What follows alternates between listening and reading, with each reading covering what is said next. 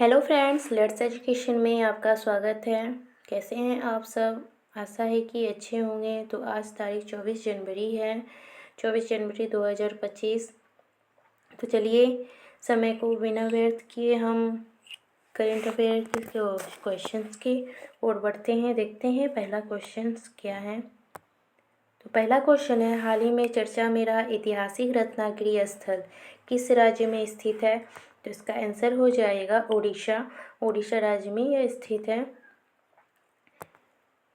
Important facts देख लेते हैं। भारतीय पुरातत्व सर्वेक्षण ASI ने जाजपुर जिले के ऐतिहासिक रत्नागिरी स्थल पर नए सिरे से खुदाई के दौरान महत्वपूर्ण बौद्ध अवशेषों की खोज की है, जो इसकी 1200 साल पुरानी विरासत में एक और अध्याय जोड़ते हैं। यह ओडिशा के भुवनेश्वर से 100 किलोमीटर उत्तर पूर्व में स्थित है। यह स्थल विरूपा और ब्राह्मणों नदियों के बीच एक पहाड़ियों पर स्थित है और यह उड़ीसा का सबसे प्रसिद्ध बौद्ध स्थल है। नेक्स्ट देखते हैं, हाल ही में रक्षा मंत्रालय ने ब्रीथलेइंग टैंक के लिए किसके साथ समझौता किया है? तो इसका क्या हो जाएगा? इसका राइट आंसर होगा हैवी व्हीकल्स फैक्ट्री।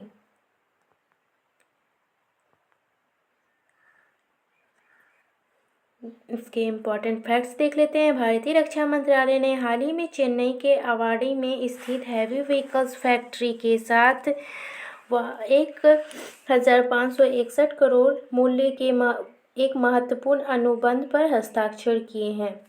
21 जनवरी 2025 को अंतिम रूप दिए गए इस अनुबंध का उद्देश्य भारतीय सेना के लिए 47 T-72 ब्रीथलेइंग टैंक खरीदना है। नेक्स्ट क्वेश्चन की ओर बढ़ते हैं। क्या है नेक्स्ट क्वेश्चन, देखते हैं। तो नेक्स्ट क्वेश्चन है, महाराष्ट्र ने दावोस में विश्व आर्थिक मंच 2025 में कितने मूल्य के समझौता ज्ञापन पर हस्ताक्षर किए हैं? तो इसका राइट आंसर हो जाएगा 6.25 लाख करोड़। इम्पॉर्टेंट फैक्ट्स देख लेते हैं। दावोस में विश्व आर्थिक मंच WEF 2025 में महाराष्ट्र सरकार ने 2 दिनों में 6.25 लाख करोड़ के समझौते का ज्ञापन पर हस्ताक्षर किए हैं। इस पहल का उद्देश्य राज्य के आर्थिक परिदृश्य को बढ़ाना और वैश्विक निवेश को राज्य में आकर्षित करना है। चौथा है, जनजातीय मामलों के मंत्रालय ने प्रधानमंत्री जनमन पर जिलाधिकारियों का राष्ट्रीय सम्मेलन कहाँ आयोजित किया है? तो इसका राइट आंसर है भारत मंडपम, नई दिल्ली में। इम्पॉर्टेंट फैक्ट्स है, जनजातीय मामलों के मंत्रालय ने हाल ही में भारत मंडपम, नई दिल्ली में प्रधानमंत्री जनमन पर अधिकारियों का राष्ट्रीय सम्मेलन आयोजित किया। इस सम्मेलन का उद्देश्य विशेष रूप से कमजोर जनजातीय समूह के सामने आने वाली अनूठी जनजातीय चुनौतियों का समाधान करना और राष्ट्र के सामाजिक आर्थिक ताने बाने में उनके एकीकरण को बढ़ावा देना था। नेक्स्ट देखते हैं, हाल ही में चर्चा में रही प्रलय मिसाइल किस तरह की मिसाइल है? तो सतह से सतह यह मिसाइल है। और इम्पोर्टेंट फैक्ट्स देख लेते हैं। रक्षा सचिव ने हाल ही में बताया कि पहली बार गणतंत्र दिवस परेड के दौरान स्वदेशी रूप से विकसित प्रलय का प्रदर्शन किया जाएगा। यह किस दिन होगा? तो गणतंत्र दिवस के दिन यह किया जाएगा। यह स्वदेशी रूप से विकसित कम दूरी की अर्ध बैलिस्टिक सतह से सतह पर मार करने वाली मिसाइल है। इसे रक्षा अनुसंधान एवं विकास संगठन ने भारतीय बैलिस्टिक मिसाइल कार्यक्रम के पृथ्वी रक्षा मंत्रालय के आधार पर विकसित किया है। नेक्स्ट क्वेश्चन देख लेते हैं, पहले इंटरनेशनल ओलंपिक रिसर्च कॉन्फ्रेंस का आयोजन कहाँ किया जाएगा? तो यह गांधीनगर में होगा।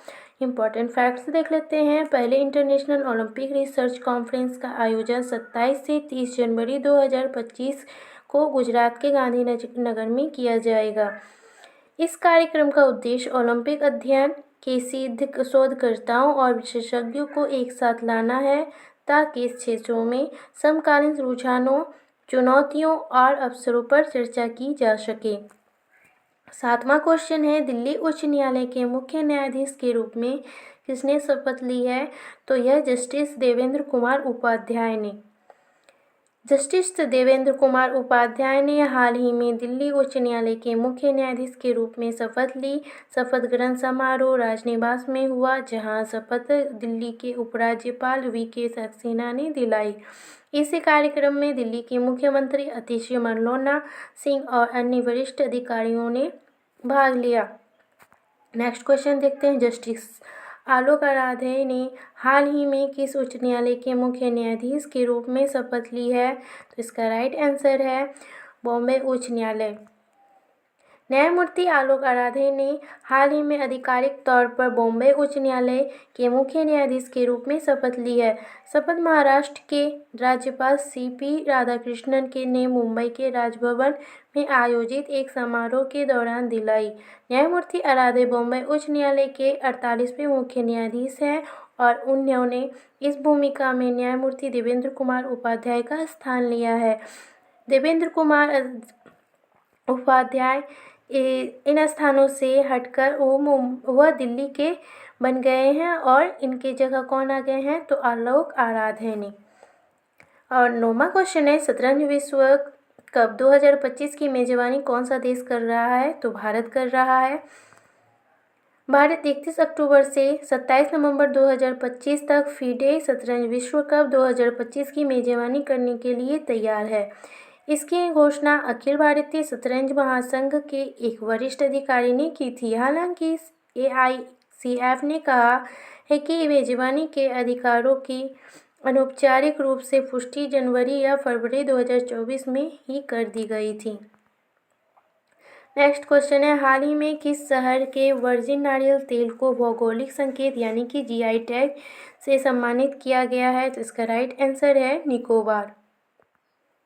इंपॉर्टेंट फैक्ट्स देख लेते हैं। हाल ही में निकोबार जिले के वर्जिन नारियल तेल को हाल ही में भौगोलिक संकेत टैग से सम्मानित किया गया है। इसे पूरी तरह से हाथ से तैयार किया जाता है, जो स्थानीय समुदाय की संस्कृति और विरासत को दर्शाता है। नेक्स्ट देखते हैं, हाल ही में भारत के श्रेष्ठ शतरंज खिलाड़ी कौन बने हैं? तो इसका राइट आंसर है डी गुकेश।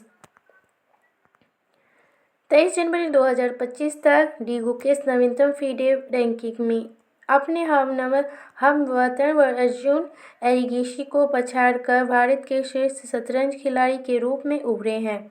18 वर्षीय शतरंज प्रतिभाशाली गुकेश अब 27,784 अंकों की रेटिंग के साथ विश्व स्तर पर चौथे स्थान पर हैं। डी गुकेश ने नीदरलैंड के विजक ऑन जी में टाटा स्टील टूर्नामेंट में अपने प्रभावशाली प्रदर्शन के बाद जर्मनी के विंसेंट किमर को हराया था।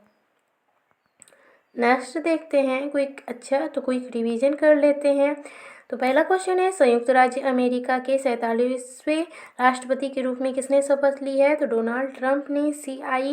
CRPF के नए महानिदेशक के रूप में किसे नियुक्त किया गया है? तो ज्ञानेंद्र प्रताप सिंह को। हाल ही में फ्लेमिंगो फेस्टिवल 2025 का आयोजन कहाँ किया गया? तो आंध्र प्रदेश में। 27वीं अंतर्राष्ट्रीय कांच कांग्रेस 2025 का आयोजन कहाँ किया गया? तो ये कोलकाता में किया गया। 5वां है, गेट्स कैम्ब्रिज इम्पैक्ट पुरस्कार 2025 की 25वीं वर्षगांठ में कितने विजेताओं को सम्मानित किया गया? तो 8। हाल ही में किस देश ने टिकटॉक पर बैन लगाया? तो किसने लगा दिया है? तो USA ने। हाल ही में आर्कियोलॉजिकल एक्सपेरिमेंटल म्यूजियम का उद्घाटन किस शहर में किया गया? तो वरुणनगर में। QS world future skills index के तहत फ्यूचर ऑफ वर्कर्स कैटेगरी में भारत की रैंकिंग क्या है? तो दूसरी रैंकिंग है। जनरल वीके सिंह को हाल ही में किस राज्य के नए राज्यपाल के रूप में नियुक्त किया गया है? तो मिजोरम के। और भारत मोबिलिटी ग्लोबल एक्सपो 2025 का आयोजन किस शहर में किया जा रहा है? तो नई दिल्ली में किया जा रहा है। सो फ्रेंड्स, आज की क्लास ख़त्म होती है यहीं पे। तो मिलते हैं हम कल की क्लास में। Thanks for watching.